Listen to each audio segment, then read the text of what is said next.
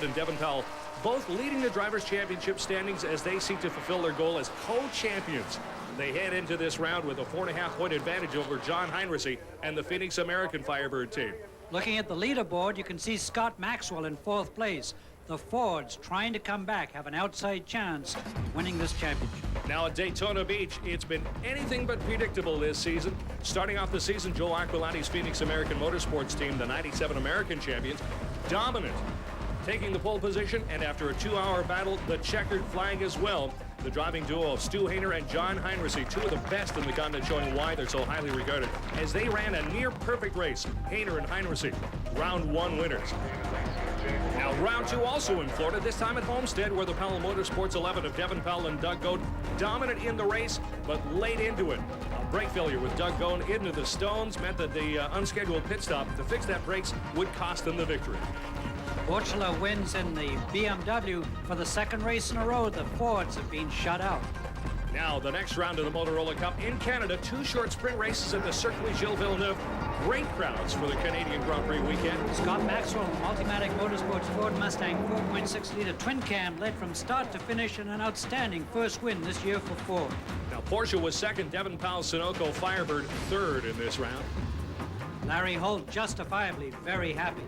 Now, race number 2, a chance for veteran Richard Spinard in the Porsche 993 to put on a show for the hometown fans. He went from 22nd to 2nd in 40 minutes, and then with half a lap to go, Scott Maxwell's 5.8 Mustang Cobra lost the clutch hydraulics, and Spinard slipped through to take the checkered flag. Big win for Fiorano Motorsports. 4 different driver combinations and 4 different manufacturers with the honors so far into the season. Mid-Ohio, round number 4. What started in dry conditions became a very wet race. Lots of miscues as Heinrichs and Hainer both spun out. This one, Heinrichs under pressure from Maxwell, spins. Maxwell passes for the lead. Jason Priestley is co-driver in the Zero car, scoring his first professional victory. Ford's on the move at this point and into 2nd place in the championship. In Toronto, a doubleheader sprint race. Doug Goad and John Heinrichs scoring identical times, like down to 1,000th of a second in qualifying. That's really amazing. From the front row, Heinrichs and Goad had a great hard-fought battle, the LT1 engine against the LS1. Doug Goad came out on top, taking the checkered flag and the lead in the overall standings. In race number 2, Devin Powell led from the start to the finish. His first win of the year. Multimatic Fords finishing on the podium, keeping their title hopes burning bright as well. But for the Sunoco Powell Firebird team, a clean sweep of the streets in Toronto. Some very happy people when the car finally came to a stop. Next, it was on to Trois-Rivières and another street race. The story of this weekend, brakes and mistakes. Jason Priestley finding out the hard way why you're supposed to check the brakes when you leave pit lane. Scott Maxwell crashed as well in the same corner. A big hit. Multimatic team worked all night to strip the damaged cars and rebuild Zero that Jason Priestley had put into the barrio for qualifying the next day. Scott Maxwell bruised and battered, but got into the Zero car the very next day, set pole position for the 2nd race of the weekend. A remarkable achievement not only for Scott, but for the Multimatic Motorsports team as well. Race number 1, John Heinrichs at the pole. Doug Goad sliding wide in the corner there. A great job to keep it off the wall. A little bit further on in the race, Goad getting by Heinrichs for the lead when he missed a shift along the back straightaway. 3 laps left and a big crash at the end of that straight. Doug Goad collects the Zippo Ford Mustang right there, but carries on for the victory in race number 1 in Trois-Rivières. His teammate Peter Lockhart, 3rd in the Ultra 94 Camaro as well. A great weekend on the way, and there's more to come. Devin Powell taking the 2nd race of the weekend, too. Another clean sweep of the streets for Powell Motorsport, dominating the street circuits in 1998. The Sunoco cars consolidating their lead in the Motorola Cup Championship. Then it was on to Mosport. Ford comes marching back, this time the Zippo TF entry of Portugal's Bernardo Sandiguera and Canadian Jeff Lapsevich, hitting on all the right cylinders that afternoon. At Mosport, the track was difficult. It was cold. The setup was essential. The Ford guys really had it. A great crowd on hand, lots of excitement as well on board with Terry McDonald-Cadieux, the 26 Firebird. Quite a battle for the lead. Going into turn 1, about a quarter into it, gets touched from behind, goes on a wild spin.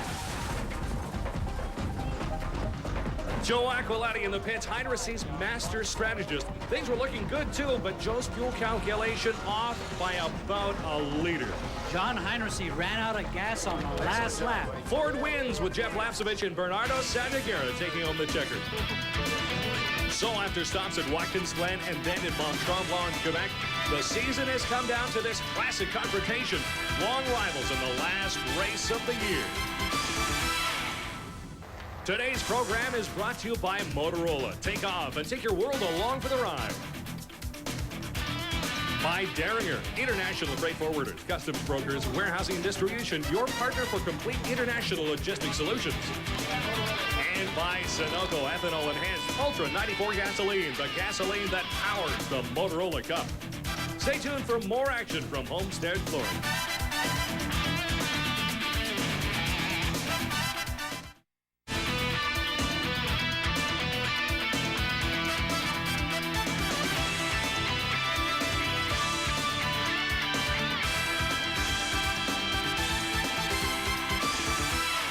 Welcome back. I'm Jim Martin with color commentator John Powell. Jim, the Motorola Cup at Homestead is a 3-hour race for the title. Careful preparation is essential. Absolutely. The Pontiac teams are together here. John Powell, hey, you brought 2 Sunoco Firebirds. Joe Aquilati's Phoenix American Motorsports team, 4 of those Firebirds, 3 97 LT1s, and a new 98 all-aluminum LS1 engine. There's Joe Aquilati checking the cars, all the guys working on it. He's got ex-Army guys. Chuck Weaver's one. His job, check all the wheels and tires. Homestead is a power circuit, and Joe Aquilati's built himself an LS1 Firebird just 3 races ago. John Heinrich tells us he should have had an LS1 a long time ago. It's a very impressive piece, and I tell you, for a pushrod V8, it puts out a heck of a lot of horsepower, gets excellent fuel economy, and does all the emissions that you need too. So it's really just a great piece, and it's going to take us into the future with all the availability in trucks now, and Corvettes and Camaros and Firebirds. So the engine is going to be around for a long, long time. The Powell Motorsports team have brought along 2 Sunoco Firebirds, the number 30 car for Peter Lockhart and Paul Duckworth, and the 11 car of Godin Powell. That's Dan Van Auken with a beard talking to me about pre-race strategy. Crew chief sets the strategy. The drivers in our team have to decide what they want to go for. And of course, the question is, will they go for pole position or not? It's an excellent question. If one of them takes the pole, they're going to win the Drivers' Championship. We talked to Doug Goad about it. We really haven't made a decision yet. We really wanted to start the season and end the season with a co-championship. So we won't make a decision on what we're going to do probably until later this afternoon with regard to qualifying. Right now, we're just trying to get the car to be good for the race. That's our primary concern. The pole is a factor, but regardless of who gets pole, it's still going to come down to who wins the race and where the second car finishes. And our sights right now are just set on winning the race. If we win the race, we don't have to discuss or worry about anything else, so that's the primary objective. The Powell Motorsport teams with 2 cars, the 11 driven by Doug Goad and Devin Powell, and the 30, Peter Lockhart and Paul Duckworth aboard, all run on Sunoco Ethanol Enhanced Ultra 94 gasoline, as do all the cars in the Motorola Cup. Here's Peter Lockhart. Over the years, Sunoco has always produced extremely high quality, high performance fuels. And I will go way out of my way to ensure that I can always put the highest octane Sunoco Ultra 94 in the cars, because to me it's a combination of not only the quality of the fuel, it's the performance that comes from it. I noticed that the fuel it offers a performance advantage in the vehicles. The response is crisp. Temperatures are always maintained. There's no detonation. And, you know, this is something that Sunoco is known for. And once you become a believer in a product, you always want to use it. We'll be right back to set up the finale of the 1998 Motorola Cup season right after this.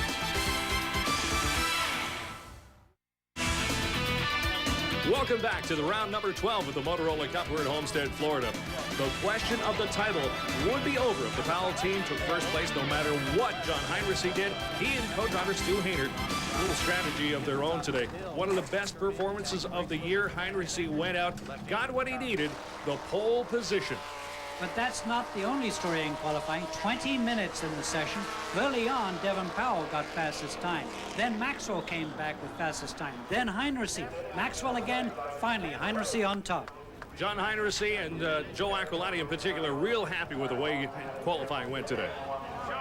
We needed the 2 points for the team to stay in contention here, and you know, everybody put out all they could on Joe's team to get the Pontiac Formula Firebird up to full snuff for qualification, and everything came together there at the last minute, and we got what we needed.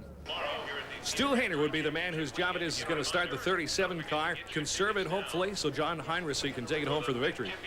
Beside him, you can see through the window there, David Lacey will start the number 7 Ford Mustang.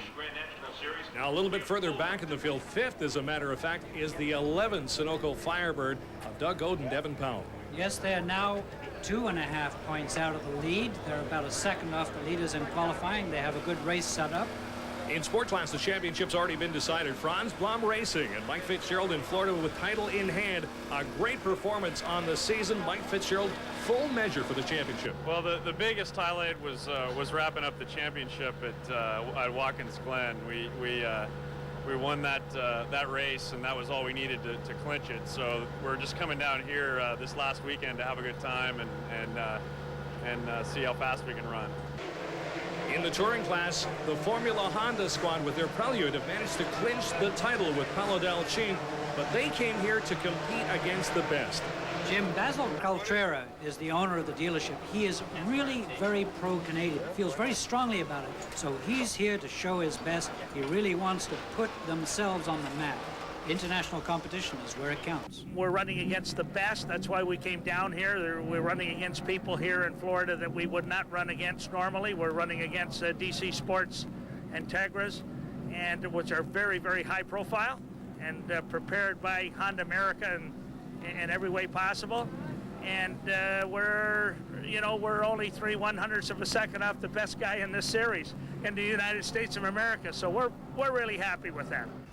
Now in the compact class, the championship up for grabs. Ed Magner in the number 48 Oldsmobile Achieva, only 14 points behind Manny Matz in the little Mazda Miata. But Magner and Frank Del Vecchio, his co-driver, have been chasing wiring problems since the car fire at Mont Tremblant. They didn't even qualify. They've really been having a tough time all weekend long. Not a very happy man. We talked to Frank Del Vecchio. Prior to this, we had a fire at San Giovite, melted all the wires in the car, and Ed Magner, my co-driver and car owner, thought he had it fixed, but it turned out it was much more far-reaching. We had lots of problems. So we spent all day yesterday chasing wiring problems. We did one lap wounded yesterday, and the car didn't qualify. We're going to start the race last. We're getting one hardship lap right now to make sure we've got it all fixed. Good job by Ed and Frank. They seem to have the Olds Achieva running once again, and we'll cross our fingers for them. It's going to be a great race. Lots of Florida sunshine, Fords and Pontiacs in the front row, BMWs in the second. The Grand Sport points leader by only 2.5 in the third row today. Good depth of the field. There's Chris Thompson, Jocelyn Hebert on the Camaro, Greg Wilkins in the Mustang. There's Mike Fitzgerald in the Sport Class BMW. The Honda Prelude, the 51 machine of Paolo Dalcin, and here comes the compact class, the Mazda Miata and Oldsmobile Achieva. We'll be back with the finale of the 1998 Motorola Cup right after this.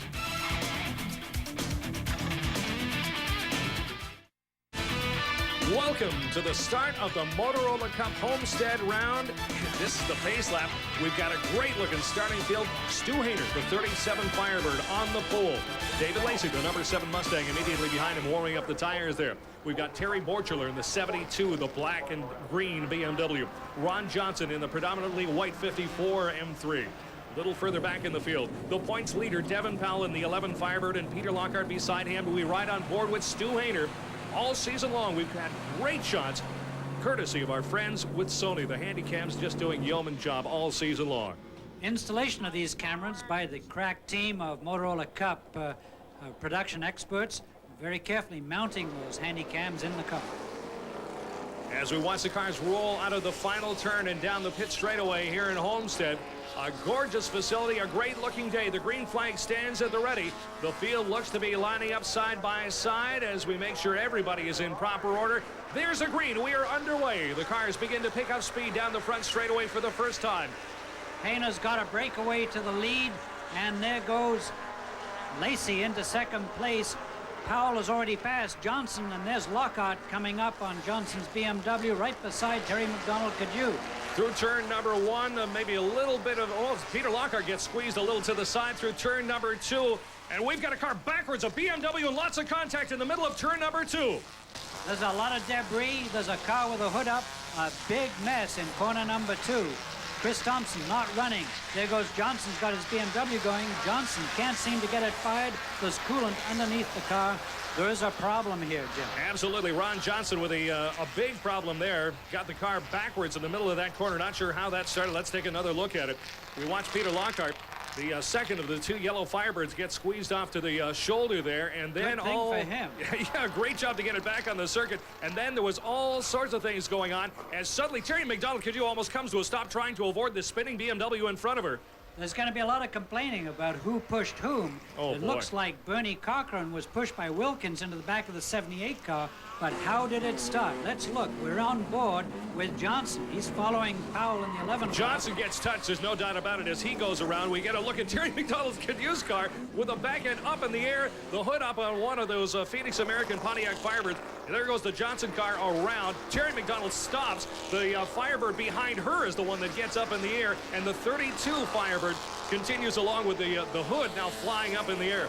Boy, what a mess in turn number 2. An exciting way to start the race, that's for sure.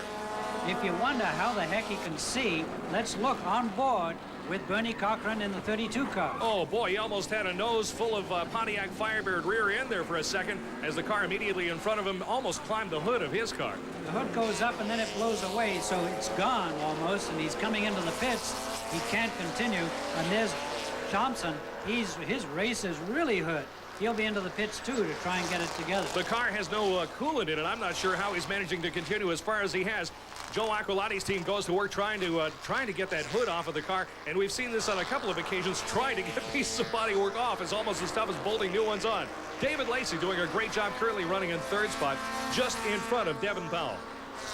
He's running 4th, and of course the leader stealing away at the top of your screen, Stu Hayner in the 37 Pontiac Firebird. So Aquilani came with 4 cars. He's got 1 down and 3 to go. Now in that second corner, there's still a debris flag there because there's still lots of bits and pieces of automobiles littering the racetrack. We are under green, however. Things have actually, considering how bad that incident looked, I'm amazed that we didn't have a full course yellow there. Everybody managed to get out of harm's way in no time flat. And the question is did anybody run over the debris? Uh-oh, there's smoke coming out of the 37 car. Keep an eye on that, Jim. Boy, that's pretty ominous looking smoke. I'm not sure exactly why that is. The car seems to be running strong, but I'm not sure what would cause that amount of smoke all of a sudden in this race. We can only speculate at this point. But as the car's going, Lacey gets a little bit loose there coming out onto the straightaway. Powell has dropped back, trying to get a run up on Lacey. Lacey awful strong in the opening laps. And of course, Powell conserving the car. It takes a lot of discipline, young kid like that, to keep the car fresh. Look at the BMW. Fastest in the infield of all the cars, slightly slower than the American V8s down the straightaway. Yeah, from what we've understood early in the practice and qualifying, the BMW may be a little down on horsepower compared to some of the big American iron. However, they certainly make up for it in the infield portion of the racetrack. They're strong under braking and in cornering as well. The BMW running second. David Lacey in the Ford Mustang doing a great job today, driving the wheels off the car, running it in 3rd spot. I'm kind of wondering how long he's going to be able to keep up that pace, though. Exactly. The patience is, are you going to run the brakes out? Are you careful enough to stay out of trouble? And staying out of trouble may be nothing more than going around the debris left from that turn 2 accident at the beginning of the race, making sure the brakes last. The debris flag still out as we watch Borchler in the BMW, followed by Lacey. Powell closing the margin a little bit, but trying not to use the car up. 3 hours to go in this race. It definitely is an endurance race for our finale, the Motorola Cup for 1998. Making sure that there's enough car to get to the finish is going to be what it's all about. Making sure you don't get involved in any of the incidents, and we've already seen a major one right off the top. And speaking of people that haven't quite been quite as lucky, rather, is Bernie Cochran. That number 32 Phoenix American Motorsport car was something flapping under where the hood used to be anyway. Look closely at that. What you can see is that flaps up. That is a fuel line. See, it'll pop up. That plastic fuel line goes directly to the injectors. Normally, it's not in the windstream. It'll break off if that keeps up. They've already been in the pits once. They're going to have to pit again because you simply can't risk a huge fire from gasoline spraying out if something goes wrong. That high-pressure hose is certainly something you don't want to break. We catch up to the race leaders coming down the straightaway. And a pass for third spot. Devin Powell gets up beside David Lacey coming down this front straightaway, and it looks as though he's going to steal away the spot pretty easily, as a matter of fact. Now, whether David let him go by or whether Devin perhaps got a little run out of the corner, we're not quite sure, but he sure made it look easy coming down the straightaway. David Lacey hard on the brakes into that second quarter. You can see the brake lights coming on twice on the Mustang. That's unusual this early in the race. He's using the brakes, trying to get the pedal up perhaps. He may have overheated them, letting Devin get by him at the end of the straightaway. I want to reaffirm here that it's a long-distance race, but it doesn't matter that Devin Powell's in third place, because first place is where they have to be. There's a driver's championship at stake. Devin Powell and, of course, his teammate Doug Ode coming into this round leading the championship by only 2.5 points. They've basically got to win. They've got to have their car out in front of that number 37, the black and yellow Firebird, at the end. But this early, they've got to be in position, so third's not so bad. The Ford, the number 7 car, is fourth. They need to win if they're going to have a chance for the championship as well. Hey, somebody else is involved in a championship fight. Ed Magner and Frank Del Vecchio. Ed starting in the 48 Oldsmobile Achieva. After all the problems they've had this weekend, they didn't turn a wheel in practice. They just barely got the car out for qualifying, and it sure didn't look strong there. They seem to have righted all the problems with that automobile. They're running pretty strong and are leading their class at present. Now what they have to do, once again, they have to make sure they finish out in front in order to steal away the championship. Car 72, Terry Borchler, is in second place. Now, the BMWs is not in the championship at all. Heinrichs, Goad, Powell, they are. But they've said they won't get in the way of a fight between 11 and 37. We don't want to be the people that sort out a championship. You know, we want them to fight it out for themselves. If those guys aren't running together or one of them has a mechanical, hey, we're in the deal. You know. The 51 Honda Prelude, the Formula Honda in along pit lane. Paolo Dalcina and the team real happy about the way the car has practiced and qualified. They've got some trouble now. This is an unscheduled stop, so something's wrong. As they come in, we'll check and see what they do to get an idea what it is. They really didn't want to come in at this point. Under green, they stop it along pit lane and the hood comes up. Devin Powell chasing down the leader. Can he make it? We'll find out when we return with more from the Motorola Cup finale. It's more Motorola Cup action at Homestead, Florida. The race leader, the 37 Phoenix American, the black and yellow Pontiac Firebird of Californian Stu Hayner. Stu Hayner is actually gaining ground on 26, Terry McDonald-Cadieux. She's gone a lap down with damage. She had to make a pit stop after that turn 2 incident. Hayner looking pretty strong in first place. He's got a big gap, but it is a 3-hour race. We've got about 2.5 hours to go, and it's settling down here. But of course, see the way Hayner's picking his way through these back markers, making sure that he doesn't get into any sort of trouble that he's not looking for. Now, Stu Hayner had actually, that car has exhibited a little bit of smoke earlier on, and just a whiff of it there once again. This is only the third race that the Phoenix American Motorsports team have run with the LS1, the aluminum V8 motor in the Pontiac Firebird. Kind of a late season change for them. The Powell Motorsports team's been running with it all season long, though. Could there be something with the motor that they're not aware of? Well, it's early days yet to say. I said that Stu Hayner has to stay out of trouble. Mechanical trouble he's not looking for. Staying out of other people's way is important. Sometimes they actually look for a bit of trouble. If we go back to the second race of the season, Heinrichs, following very closely to Goad, had a chance to actually touch him and push him out. They did touch. Heinrichs didn't push him enough to spin Goad out. And in retrospect, maybe Heinrichs is saying, boy, if I'd driven differently and I'd maybe looked for a bit more trouble, we'd be ahead of it. And speaking of trouble, there's some real serious smoke coming out from the car now. From time to time, there is a little bit of smoke from behind that number 37 car. It looks to come from one of the exhaust pipes, but it's very intermittent, and I'm not sure why. It's not slowing him down that much, although he's closing up on Terry McDonald-Cadieux in the LT1 car. Those cars quite matched in performance, but he's going by. She's letting them by. Good driving position there to do that. I suspect there's nothing wrong with the engine. It's just using more oil. So the 37 car, as long as they put oil in it, who cares? They're in a very strong position. And of course, the guys in the power pit are saying, boy, I hope it uses lots of oil because we want them to drop back, but it ain't happening right now. Joe Aquilati and his team just putting together a perfect race car. A little smoke maybe, but aside from that, it's been an ideal weekend. The 72 BMW of Terry Borchler doing a great job in the catbird seat here. He can just sit back. He's driving a nice, consistent race, and he's in good position to win this one. On the other hand, Formula Honda team, Scott Clarkson, Carlos Batista, even team owner Basil Cotrera repairing the car in the paddock. They've got a clutch to change. Now, this takes 4 hours in a dealership. I wonder how long it's going to take Basil to get the job done. They're going to try and do it in less than an hour. The pressure plate blew apart, and it took the clutch out. So we're going to, we think we got an hour to change, an hour and 20 minutes to change the clutch, and we're going to try to grab the last part of the race. The 48 car in the pits, too. It looks as though they're done for the day. That's really sad. Boy, they've had trouble, but that leaves Manny Matz in a clear sail position to win his class. Now, Manny Matz, this is interesting. He's in the wholesale plumbing business. He's in Toronto at a convention.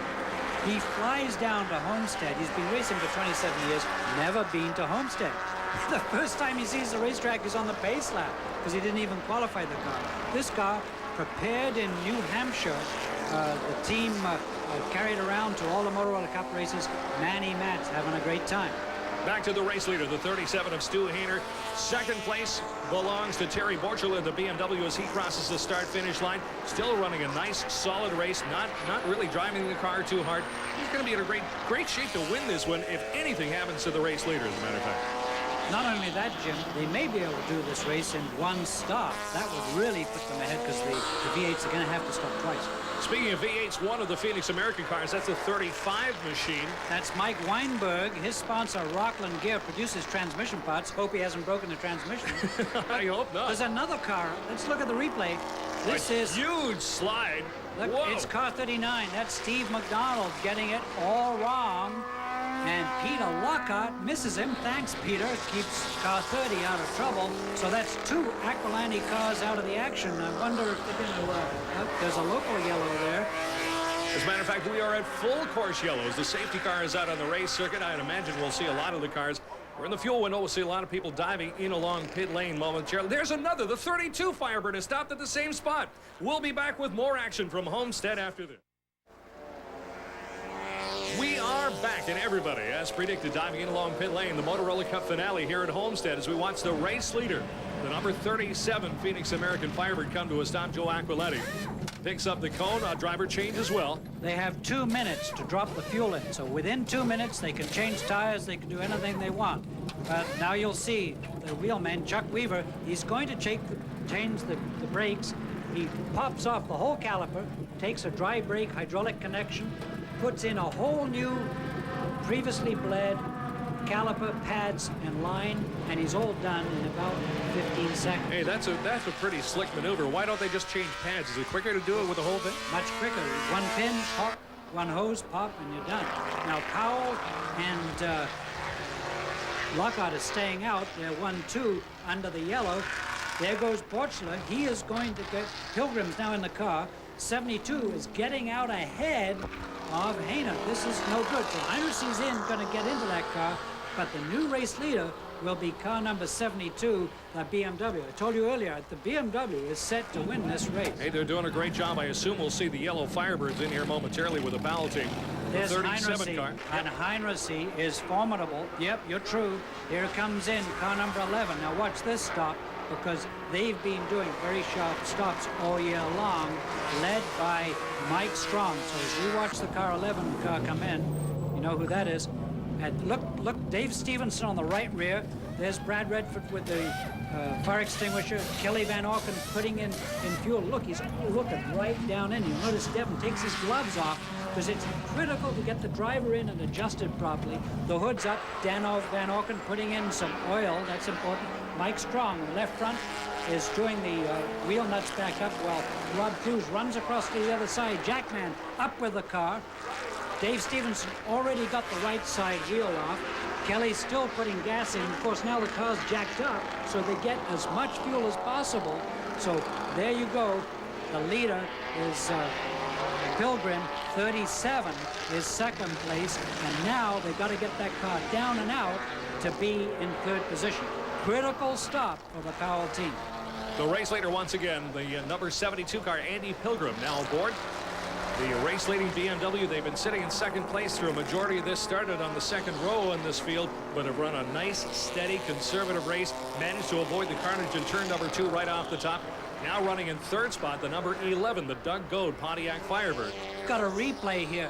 Coming out of the pits, turn 1, that is Goad going wide on cold tires. Come on, Doug, you know better than that, but they're so intense. They know they have to beat Heinrichs. They now are in third space. He needs 2 spots to move ahead. How much trouble would Doug Goad be if he fell off the racetrack and bent the car under yellow? Thank goodness he didn't, but here's trouble. 37 is Heinrichs, a formidable campaigner in that Firebird. He's catching Andy Pilgrim. Andy Pilgrim's already told us he won't get in the way, but he sure as heck isn't going to move over. So, Pilgrim, Heinrichs, right up there in the twisty bits. That's not supposed to be. Now down the straightaway. John's got a good run in the draft. Can he pull out? He does indeed at the start-finish line. John Heinrichs pulls out from the draft behind the BMW M3. Andy Pilgrim lets him go by, and we now have a new race leader. The 37 Pontiac Firebird is back out in front, and again, that smoke is still prevalent from the side of that number 37 car. Well, you notice they were adding oil.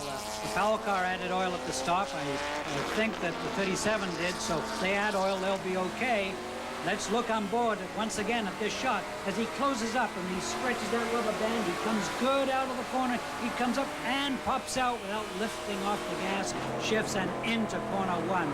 Heinrichs, a great draft move for the lead. That's how it's supposed to be done. A little bit of a clinic as we watch from Andy Pilgrim's perspective. We see the great big mirror in the top left-hand corner there. He sees John Heinrichs coming, gives him lots of room coming into that corner number 1. Just enough room to get by. Doesn't lose any momentum on his own. So he's right on the tail of that Firebird. As again, you see that smoke there. There you go. You're right on, Jim. Sharp eyes as 37 with a little bit of trouble, we hope. And there's the 11 car. Boy, that was close. Coming out behind Pilgrim all the way over to the left side of the track to get by. And another change of positions. Second place now belongs to the 11 car. Doug Goad goes by Andy Pilgrim. Andy Pilgrim, again, as he stated off the top, didn't want to get involved in the championship battle between the 37 and the 11 car. Saw the 11 Sunoco Firebird sneaking up behind him and let him go by just as he let the 37 go into corner number 1 just a moment ago. We'll take another look at this pass. Not as good a draft as Heinrichs there. He came out a little bit too soon. It's just the way it was. And you see, he didn't have enough, but then Pilgrim backs off, lets him by. Goad and Heinrichs have raced for years against each other. And I won't say they're enemies, but Goad absolutely wants to beat John Heinrichs. Definitely competitors as we've got double yellows. We are yellow all the way around the circuit, and we'll find out why with the 7 car with a smashed windshield. It's gone over someplace out in the racetrack. That's David Lacey. Let's look at the replay. Whoa, he slides wide. It just goes out of frame. There. Slides off the screen. We're not sure exactly what happened, but it's pretty obvious from the way the windshield has been remodeled there that the car's gone over. Let's look inside. He's braking. Something goes wrong. The back comes out. He slides off into the gravel, and oops, that's it.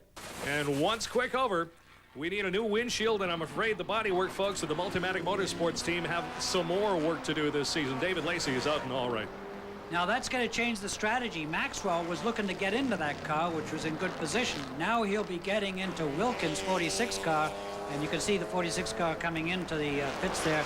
So Heinrichs in first, then Goad, then Pilgrim, and the Multimatic Ford.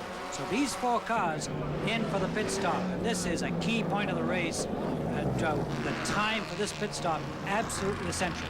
Got to get out quick. The top 4 cars within 100 yards of each other after 2 hours of racing, and there's still an hour to go from Homestead, Florida. The 1998 Motorola Cup finale is up next. I'm Jim Martin. The Motorola Cup 1998 season has come down to the final 30 laps. 30 to go. John Powell, we're under caution right now. And the 11 car is down. Rob Cruz drops the drag, and the car is out. Goad into the lead. And there goes Heinrichs. He did not get out ahead of car 11. And at the very top of your screen, the BMW is taking way too long. They fill on the other side. They've got a problem.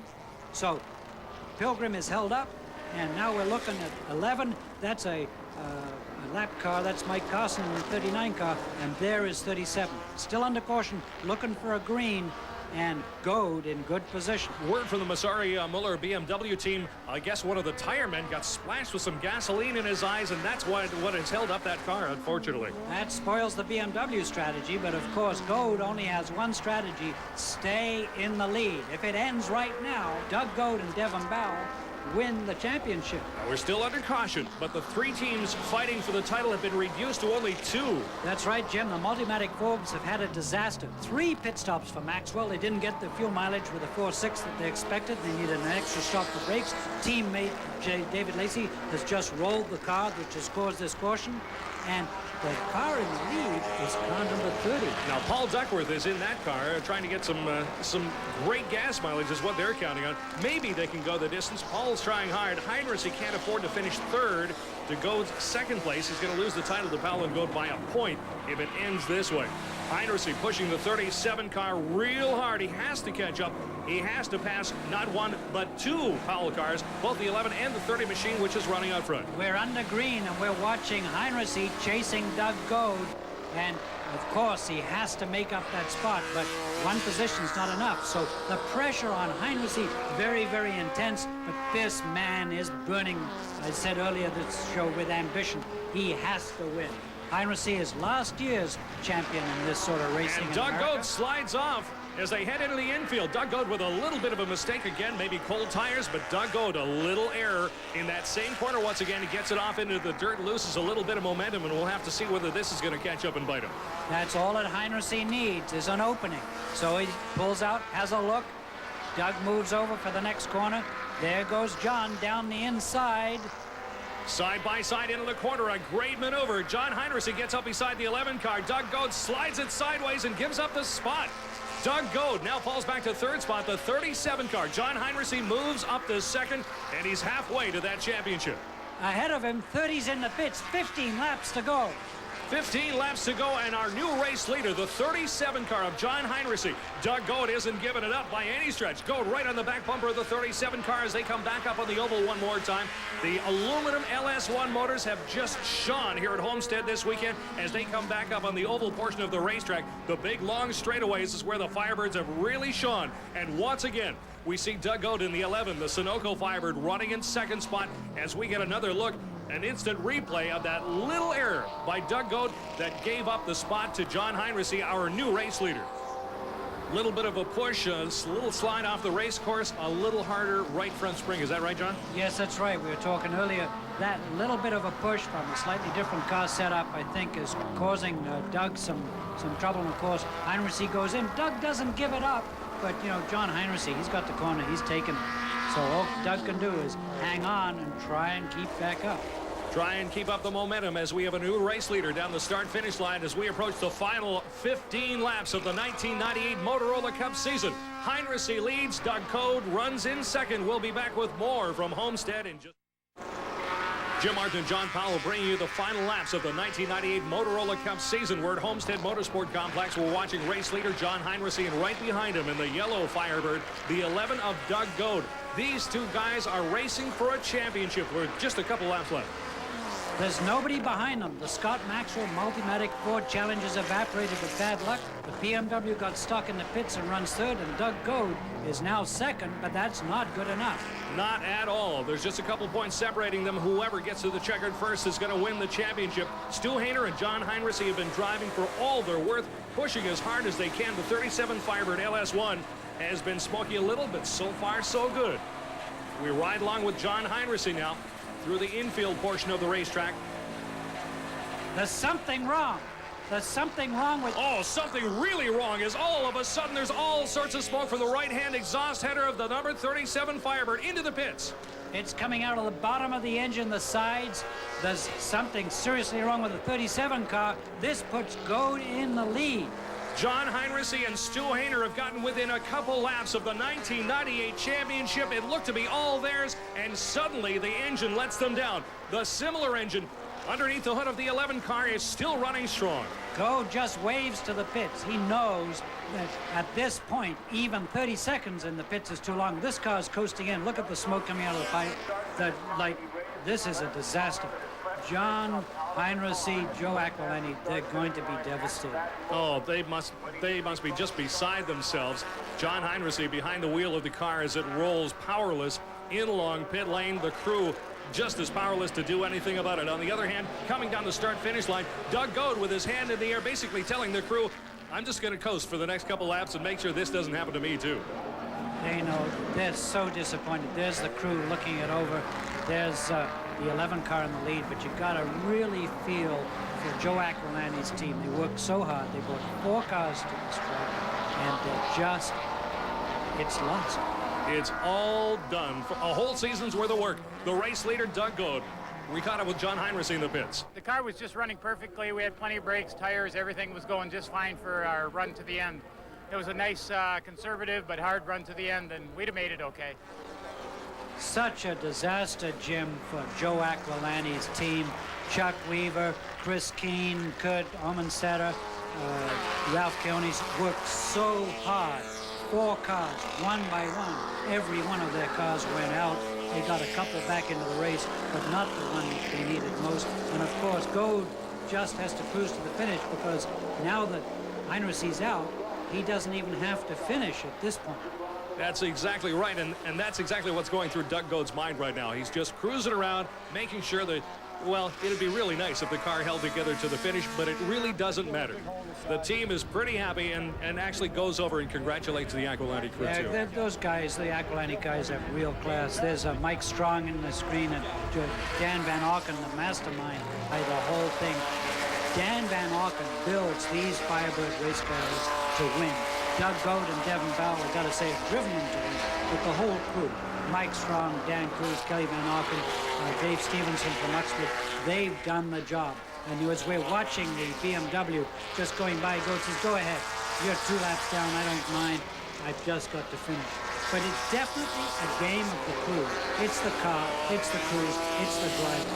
Down the start-finish line for the final time, the last lap of the 1998 Motorola Cup season. The BMWs line up for a photo finish as the race leader and now the 1998 Motorola Cup champion crosses the start-finish line, fist up in the air. Doug Goad and his teammate Devin Powell. Full measure for the victory and the series championship. Peter Lockhart and Paul Duckworth finish a fine 3rd, and there's Wilkins and Maxwell salvage 4th, but not the championship. A great scene as we watch the cars on a cool-off lap through the infield one more time. Andy Pilgrim drives up beside Doug Goad and gives him a thumbs up. Doug Goad with 277 points. Devin Powell again, 277 as well. Co-champions for the 1998 Motorola Cup season. In the sports, the final standings, Mike Fitzgerald, of course, had already won, but Henderson finishes 2nd in the Toyota. Culver is 3rd in the BMW. In the touring class, Paolo Dalcin, in spite of a failure at Homestead today, 231 points and the 1998 Touring Championship. And finally, in the compact, Manny Matz and Altenberg finish 1st in that championship, beating Ed Magner and Frank Del Vecchio. And as we watch the number 11, the Sunoco Pontiac Firebird, the wheel-to-wheel racing Powell Motorsports entry, come into Victory Circle here at Homestead Motorsports Park, our StarTac star of the race, and we've got 2 of them. A tie, Doug Goad and his co-champion, Devin Powell. A great race by the twosome. Doug Goad, the American veteran, and Devin Powell, the Canadian rookie, teaming up for a great 1998 season. We've won the championship on the back of the crew. We haven't always had the fastest car. We haven't got the most poles, but we sure got the fastest crew. And to all the guys, Mike, Dan, Rob, David, Kelly, you know, super job. Just an absolutely super job. StarTac, the new V-Series of phones, the latest innovation from Motorola. V-Series phone features a phone book that can contain up to 99 names and numbers. It's also got its own answering machine, and it's got a silent vibracall alert that can be set to ring or to vibrate when an incoming call comes.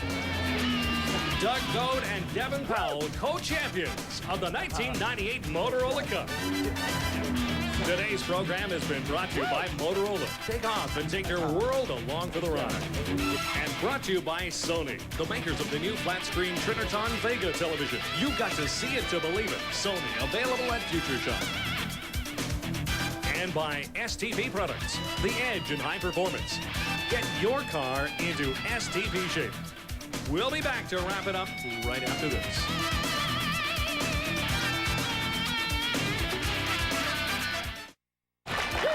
Up on the victory podium here at Homestead Motorsports Complex, the final round of the 1998 Motorola Cup season, our co-champions, Doug Goad and Devin Powell.